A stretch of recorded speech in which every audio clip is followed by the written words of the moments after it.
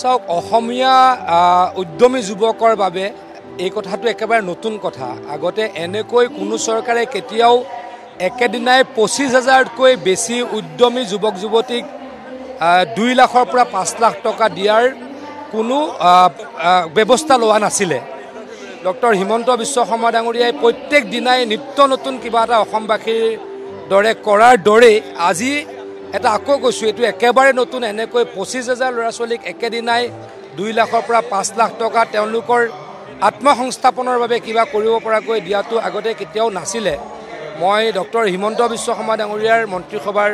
এগৰাকী মন্ত্ৰী হিচাপে অত্যন্ত সুখী হৈছোঁ মুখ্যমন্ত্ৰী ডাঙৰে লোৱা এই বৃহৎ পদক্ষেপৰ কাৰণে মই আশা ৰাখিছোঁ এই ২৫,০০০ ল'ৰা ছোৱালীয়ে নিজৰ সংস্থাপনৰ বাট মুকলিব আৰু অসমৰ অৰ্থনীতিত তেওঁলোকে ডাঙৰ সহায়ক হ'ব বা তেখেতলোকৰ কণ্ট্ৰিবিউশ্যন আগবঢ়াব আৰু ইয়াৰ লগে লগে মই যিখিনি জানো আৰু ৭৫,০০০ ল'ৰা ছোৱালীয়ে অতি সোনকালে আজিৰ দৰে ২ লাখৰ পৰা ৫ লাখ টকা পাব সকলো ১ লাখ ল'ৰা ছোৱালী যোনে এই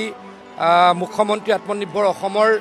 পুঁজি পাব তেওঁলোকে যাতে ভালকৈ কাম কৰে সকলোকে মই অনুৰোধ কৰিছোঁ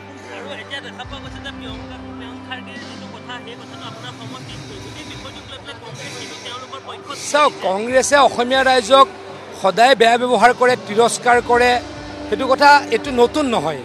অকল প্ৰিয়ংক খৰ্গে ডাঙৰীয়াই তেখেতৰ পিতৃৰ পৰা শিকিছে এইটো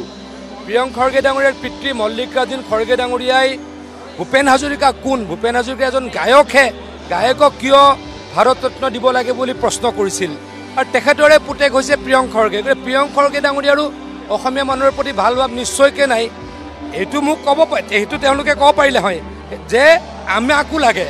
কিন্তু ক'ব নালাগিছিল অসমত এইটো নাই সেইটো নাই অসমৰ ইক'চিষ্টেম বেয়া অসমৰ ল'ৰা ছোৱালী স্কিল নহয় অসমীয়া কেনেকৈ অপমান কৰিব নালাগিছিল মই কালিও কৈছোঁ পৰহিও কৈছোঁ আজিও কৈছোঁ প্ৰিয়ংক খৰ্গে ডাঙৰীয়াই ক্ষমা খোজক আৰু অসমৰ কংগ্ৰেছ নেতৃত্বই ইয়াৰ কাৰণে ক্ষমা খোজক ভাল হ'ব বিহালী ভাল হ'ব সময়ত কম আজি ইমান নকওঁ সময়ত ভাল হ'ব